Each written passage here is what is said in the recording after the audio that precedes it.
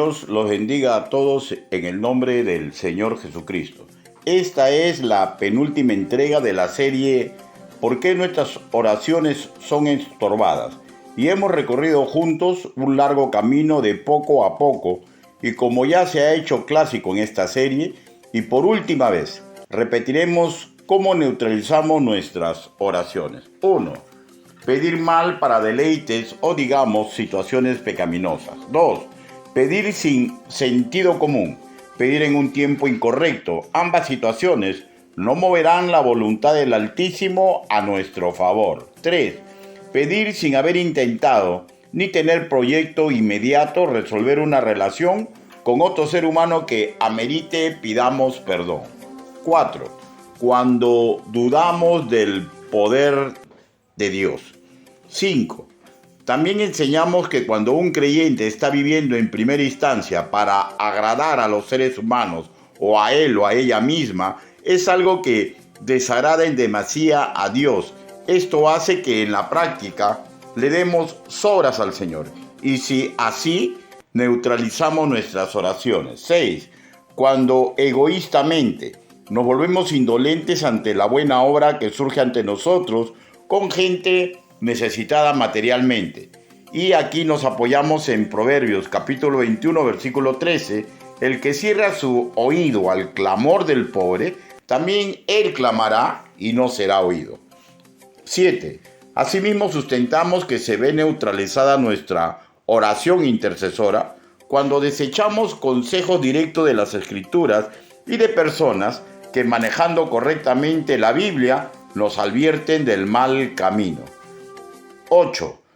También dijimos que si vivimos incentivando incendios en relaciones interpersonales en forma de chismes, difamaciones o asusando contradicciones que rompen la armonía congregacional que a Dios le agrada, nuestra oración no tendría ninguna eficacia.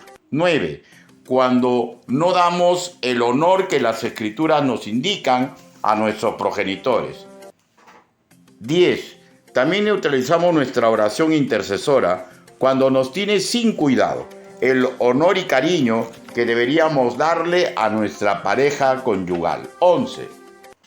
Cuando se está bajo disciplina del Señor, pues nos hemos apartado de su ley divina y tercamente no cambiamos de rumbo, tirado de los pelos sería decir que así podemos acceder al favor divino por intermedio de nuestras oraciones. 12. Cuando estamos sometidos a prueba y lo que necesitamos en sí es descargarnos emocionalmente.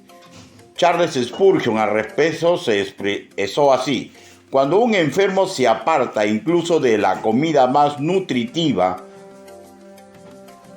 eso implica que él mismo se niega a ser consolado.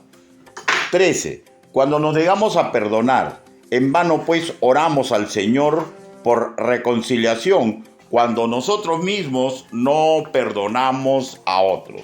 Marcos capítulo 11 del 25 al 26. 14. Cuando nos autojustificamos y nos comportamos como si fuéramos inmaculados y zarandeamos a los demás y dejamos de ver el tronco que tenemos en nuestro propio ojo, y esto neutraliza la oración de un creyente, pues Dios resiste a quien se enaltece. Lucas capítulo 14 versículo 11. Pero exalta al humilde. Santiago capítulo 4 versículo 10. Que cual publicano que puso de ejemplo el Señor Jesús, no ocultaba su pecado ni su mal hacer. 15. Orar buscando el lucimiento personal. Y invocamos a Mateo capítulo 6 versículo del 5 al 6 y dijimos que la clave era recordar a quienes se denominaba en la época del Señor Jesús como hipócritas, religiosos que eran más actores preocupados por su imagen ante los demás y que simplemente asumían un rol simulado. O sea, en sí su oración estaba más centrada en lucirse ante los de su comunidad, una forma de levantar su ego. No olvidemos, palabras bonitas no pueden ocultar el corazón de ningún humano a los ojos del Altísimo. El versículo afirma que quien ora recibe recompensa, o sea, una paga divina por servicio. Missos. Si se ora buscando lucimiento personal cual hipócrita, la paga consecuente será dolorosa. 16. Lo último que tratamos fue orar y no bajar de un pedestal de soberbia y orgullo neutralizaba nuestras oraciones. O sea, el soberbio será derrotado o hundido, será puesto por debajo de los demás en el sentido que será humillado, vencido, sumamente deprimido cuando note que está lejísimo de ser triunfador. Apliquemos esto a la oración. Para la palabra que leemos en castellano humilde es el hebreo chafal, que denota a uno que se mueve como deprimido, como despreciable, que se comporta con una humildad profunda del derrotado. Este término es un derivado del vocablo chafel, un estilo de vida claudicante ante el Altísimo, que se comporta como derrotado y adopta las usanzas, doctrinas, pareceres de su conquistador. Estamos hablando de Dios mismo. O sea, este se convierta como un sirviente en espíritu y verdad. Y es un imposible que el Padre Celestial no responda a sus oraciones. Pero quien vive en soberbia, altivez y en orgullo, es claro que no podrá recibir lo que él desea de parte del Padre Celestial. Una forma humana de definir las antípodas del logro de un soberbio y de un humilde. Y esto, recordemos, lo que dijo Santiago, pero él da mayor gracia, por eso dice, Dios resiste a los soberbios, pero da gracia a los humildes. Y antes de continuar con los dos nuevos casos, adelantemos que uno de ellos tiene relación directa con la autoridad pastoral. No olvidemos algo sumamente importante, la novia de Cristo, y quienes la cuidan en este mundo por mandato divino, no debemos invocar venganza, pues Dios mismo es nuestro escudo y espada. Él hará su justicia perfecta. Oremos. Bendito Padre Celestial, gracias Señor, porque usted está permitiendo que su palabra sea predicada. Permita, Señor, que mis hermanos asimilen y que yo recuerde, Señor, lo que debo evitar para perder esta arma magnífica que usted nos ha obsequiado, la oración intercesora. Así le pedimos en el nombre del Señor Jesucristo. Amén. 17. Las oraciones de los que no se sujetan a los pastores. Las oraciones de los que no se sujetan a sus pastores. Busque por favor Hebreos capítulo 13, versículo 17. Hebreos capítulo 13, versículo 17.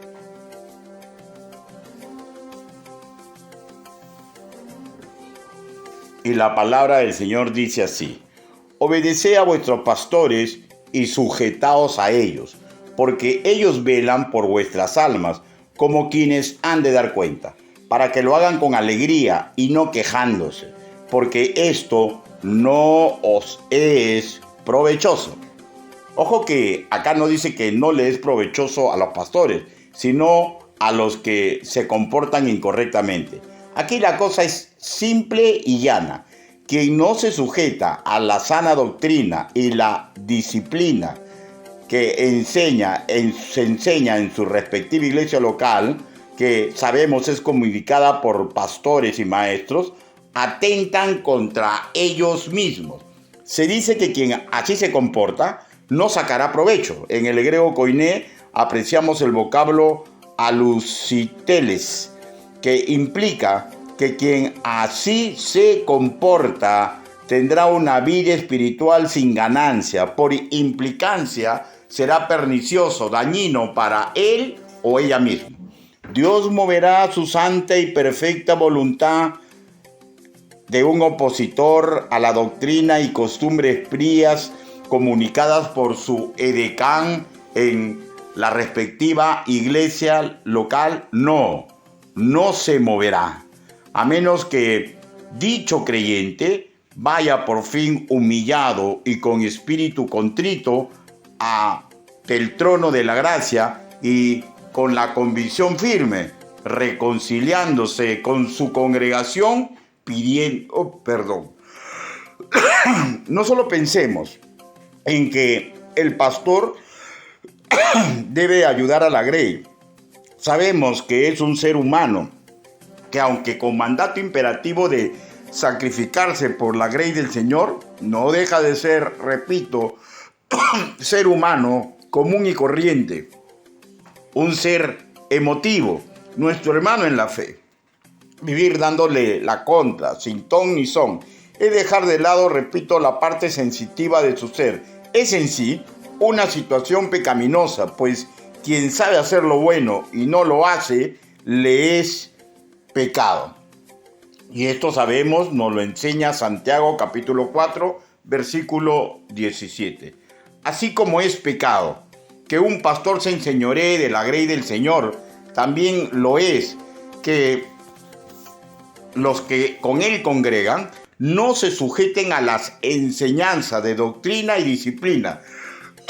Estos dos extremos son muy bien graficados por lo escrito por el apóstol Pedro en su primera carta, capítulo 5, versículo del 1 al 5. Permítame que se lo lea.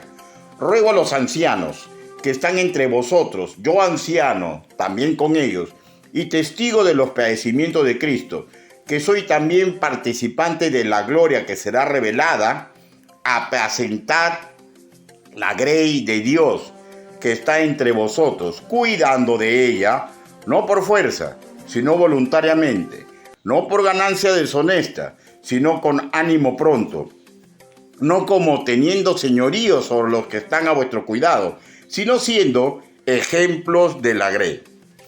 Y cuando aparezca el príncipe de pastores, vosotros recibiréis la corona incorruptible de gloria. Escuche, por favor, verso 5. Igualmente, jóvenes, está sujeto a los ancianos, y todos sumisos unos a otros, revestidos de humildad, porque Dios resiste a los soberbios y da gracia a los humildes. Toquemos la penúltima situación de esta serie, ¿por qué nuestras oraciones son estorbadas? Caso número 17. Los que colaboran en confundir al pueblo de Dios no pueden recibir respuesta positiva en oración. Los que colaboran en confundir al pueblo de Dios no pueden recibir respuesta en oración. Hay dentro de la iglesia del Señor, con tristeza lo sabemos, enemigos encubiertos, cuya función es simplemente debilitar la obra por la cual Jesús murió en la cruz. De hecho, creyentes no son, pero usan términos bíblicos para identificarse: pastores, apóstoles, profetas. Otros ostentan títulos que descienden de la tradición hebrea, que usándolos a lo largo de la historia de la humanidad han creado, incentivado verdaderos reinos terrenales religiosos, participando en tropelías políticas y militares en nombre de la fe. Repito, valiéndose de falsas credenciales apostólicas. Vemos en el rastro bíblico que sí es posible que logren enseñorearse de verdaderos creyentes en la fe, pues si no fuera así, no existiría tanta enseñanza al respecto. Por ejemplo, busquemos Hechos capítulo 20. Hechos capítulo 20, versículo del 28 al 30. Y la palabra del Señor dice así: por tanto, mirad por vosotros y por todo el rebaño en que el Espíritu Santo os ha puesto por obispos, para apacentar a la iglesia del Señor, la cual él ganó por su propia sangre. Verso 29. Porque yo sé que después de mi partida entrarán en medio de vosotros lobos rapaces, que no perdonarán al rebaño, y de vosotros mismos se levantarán hombres que abren cosas perversas para arrastrar tras sí a los discípulos. Leamos de dos personajes puntuales descrita en la segunda carta del apóstol Pablo a su discípulo, el joven pastor Timoteo. Segunda de Timoteo, capítulo 2, versículo del 17 al 18. Y su palabra carcomerá como gangrena, de las cuales son Himeneo y Fileto, que se desviaron de la verdad, diciendo que la resurrección ya se efectuó, y trastornan la fe de algunos. Aquí la idea, cuando habla de gangrena, habla de un peligro de gran magnitud. Trastocar la fe de verdaderos creyentes y de niños en la fe, ¿no es acaso un tremendo peligro el cual se enfrenta la iglesia del Señor? De ellos mismos se vuelve a repetir en Primera de Timoteo, capítulo 1, versículo del 19 al 20. Primera de Timoteo, capítulo 1, versículo 19 al 20. Manteniendo la fe y buena conciencia, desechando la cual naufragaron en cuanto a la fe algunos. Y acá viene, verso 20, de los cuales son Himeneo y Alejandro, a quienes entregué a Satanás para que aprendan a no blasfemar. Y ya sabemos que aunque se ataque a la iglesia, incluso desde su interior hay la siguiente promesa: el Hades no prevalecerá contra la iglesia. Mateo capítulo 16, versículo 18. Asimismo, está lo que escribió Jeremías en el capítulo 1 y versículo 19. Pelearán contra ti, pero no te vencerán, porque yo estoy contigo, declara el Señor, para librarte. Ahora, repito, de hecho, no son verdaderos creyentes y como tal, nunca tuvieron acceso ante el trono de la gracia. Pero la lógica indica que para que hagan sus tropelías al interior de la iglesia por tanto tiempo y no son puestos en evidencia palpable, es que desde dentro de esas organizaciones hay verdaderos creyentes que triste y lamentablemente se han dejado seducir por esos obreros fraudulentos. La lógica indica que todos los ejercicios de estos creyentes indolentes y claudicantes no tienen ningún valor espiritual. Y si así, sería ridículo decir que sus peticiones llegan al tercer cielo, donde un falso maestro está entronado, tenga el título que tenga. Simplemente ahí se insulta el santo nombre del Señor y cae a pelo lo escrito en Apocalipsis capítulo 18, versículo 4. Busquémoslo, por favor. Apocalipsis capítulo 18, versículo 4. Y oí otra voz del cielo que decía: salid de ella, pueblo mío, para que no seáis partícipe de sus pecados, ni recibáis parte de sus plagas, porque sus pecados han llegado hasta el cielo, y Dios se ha acordado de sus maldades. Y no es una advertencia nueva, es una advertencia sempiterna, que estamos hablando del futuro, y estamos hablando que la misma advertencia fue hecha en el pasado a la congregación de Israel, y nosotros en el medio, herederos de toda esta doctrina, tenemos que darnos cuenta con suma claridad que el grito de advertencia que también se dio en la boca de Jeremías capítulo 51 versículo 45, salid en medio de ella, pueblo mío, y salvad cada uno su vida del ardor de la ira de Jehová. El que tenga oídos, escuche. No es sencillo, ir en contra de un pastor y hacerle daño a su ser. No es correcto aliarse por cualquier tipo de circunstancia con un obrero fraudulento que está haciéndole daño a aquellos por los cuales el Señor Jesucristo murió en la cruz. Oremos. Bendito Padre Celestial, gracias le damos, Señor, porque mediante su palabra podemos aprender más y más, Señor, de forma, Señor, en que neutralizamos esa magnífica arma que usted nos ha entregado, la oración intercesora. Gracias, papito lindo, porque estamos convencidos que su palabra nunca regresa vacía. Y así le pedimos, así le suplicamos, en el nombre del Señor Jesucristo. Amén. Dios los bendiga a todos ustedes, hermanos.